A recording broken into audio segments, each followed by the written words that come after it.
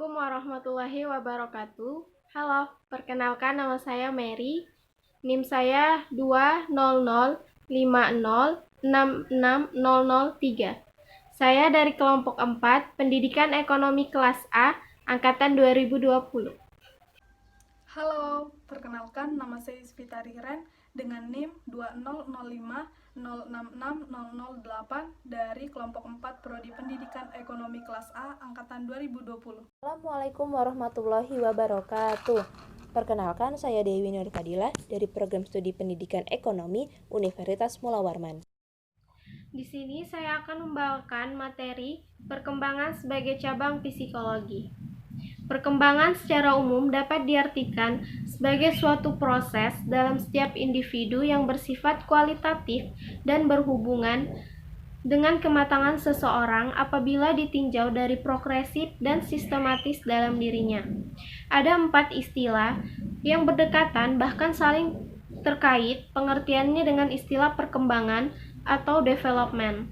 Yang pertama ada pertumbuhan atau grow, yang kedua ada kematangan atau maturation, yang ketiga ada belajar atau learning, yang keempat ada latihan atau exercise.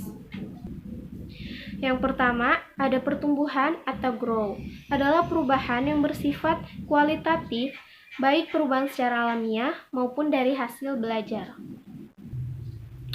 Yang kedua, ada kematangan atau maturation, adalah perubahan yang bersifat kualitatif, fungsi fisik organisme dari tidak siap menjadi siap melakukan fungsinya.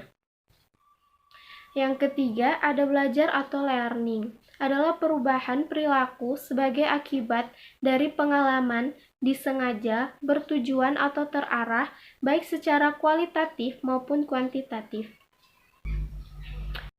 Yang keempat, ada latihan atau exercise, adalah perubahan perilaku yang lebih bersifat mekanistis dan lebih banyak menyentuh aspek psikomotor organisme sebagai akibat pengalaman disengaja, bertujuan atau terarah, baik secara kualitatif maupun kuantitatif.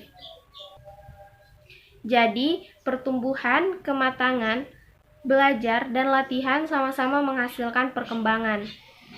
Dalam konsep pertumbuhan, terjadi sejak bertemunya sperma dengan sel telur sampai akhir hayat. Oleh sebab itu, perkembangan dapat didefinisikan sebagai perubahan sepanjang hayat melalui proses pertumbuhan, kematangan, belajar, dan latihan. Selanjutnya, saya akan menjelaskan materi mengenai pengertian psikologi perkembangan. Psikologi perkembangan pada prinsipnya merupakan cabang dari psikologi. Psikologi sendiri merupakan sebuah istilah yang berasal dari bahasa Inggris, yaitu psikologi. Istilah ini pada mulanya berasal dari kata dalam bahasa Yunani, yaitu psike, yang berarti roh, jiwa, atau daya hidup, dan logos, yang berarti ilmu. Jadi, secara harafiah, psikologi berarti ilmu jiwa. Sedangkan perkembangan adalah perubahan-perubahan yang dialami oleh individu atau organisme menuju tingkat kedewasaannya atau kematangannya atau maturation yang berlangsung secara progresif, sistematis, dan berkesinambungan, baik menyangkut fisik atau jasmania maupun psikis atau rohania. Pengertian psikologi perkembangan menurut para ahli. Yang pertama, menurut Linda L. Davidoff tahun 1991.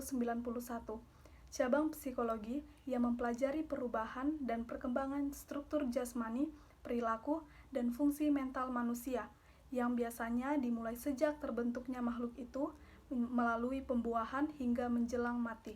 Yang kedua, menurut Richard M. Lerner tahun 1976, pengetahuan yang mempelajari persamaan dan perbedaan fungsi-fungsi psikologis sepanjang hidup.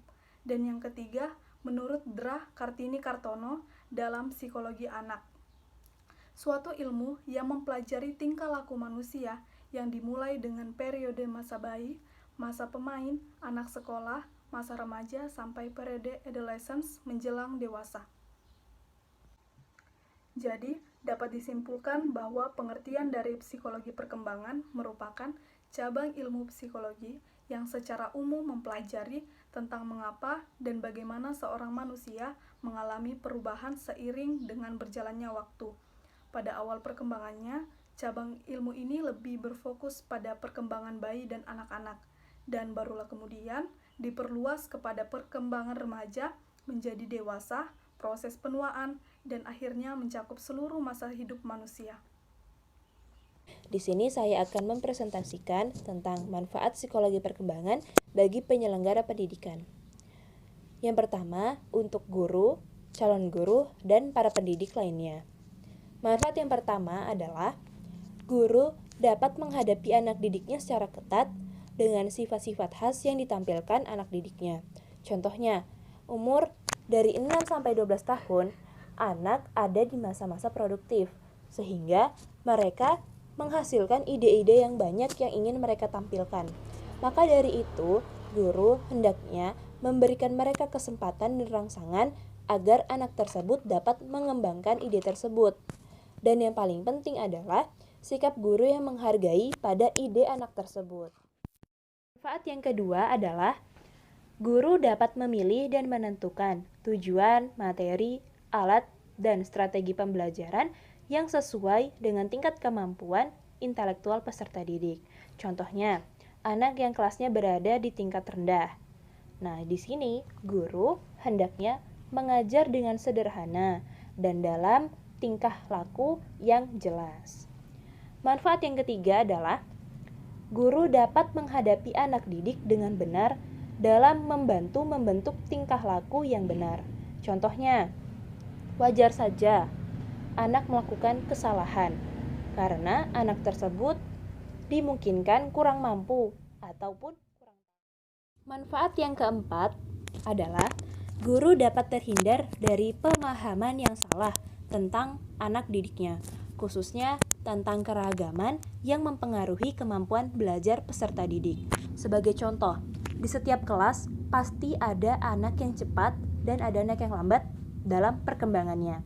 Nah, di sini guru dituntut untuk memiliki pemahaman dan keterampilan dalam mengajarnya, agar anak yang lambat dalam perkembangannya tadi tidak kalah cepatnya dengan anak yang cepat perkembangannya. Manfaat yang kelima adalah guru dapat mengevaluasi hasil pembelajaran. Nah, di sini guru harus melakukan dua kegiatan, yaitu mengajar dan mengevaluasi. Psikologi perkembangan dapat membantu guru atau calon guru mengetahui kelemahan dari proses belajar dan proses mengajar. Dan untuk mengetahui kemampuan dan pemahaman siswa terhadap materi yang diajarkan. Manfaat yang keenam adalah memudahkan pendidik dalam menentukan waktu yang tepat untuk memberikan mata pelajaran tertentu. Contohnya, mata pelajaran matematika. Mata pelajaran matematika membutuhkan waktu yang fresh, yaitu di pagi hari.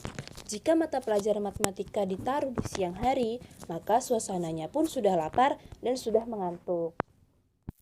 Yang ketujuh adalah pendidik dapat memberikan motivasi yang dibutuhkan oleh peserta didik, agar peserta didik mendapatkan hasil yang sesuai dengan yang ditargetkan peserta didik dan orang tua peserta didik. Manfaat yang terakhir yaitu manfaat ke-8 adalah membantu orang tua dan pendidik untuk menyusun bimbingan belajar yang tepat, agar anak dapat memperoleh pergaulan yang positif, anak lebih aktif, dan waktu yang positif. Nah, tadi saya sudah menyebutkan manfaat psikologi perkembangan untuk para pendidik. Sekarang, saya akan menyampaikan manfaat psikologi perkembangan untuk peserta didik. Yang pertama, membantu peserta didik untuk memahami apa yang diinginkan dan bagaimana peserta didik dapat menilai dirinya sendiri. Manfaat yang kedua adalah untuk mengetahui tingkah laku peserta didik, apakah sesuai dan tidakkah tingkah laku tersebut dengan usianya. Sekian dari presentasi saya hari ini. Mohon maaf apabila banyak kesalahannya. Terima kasih atas perhatiannya. Sampai jumpa.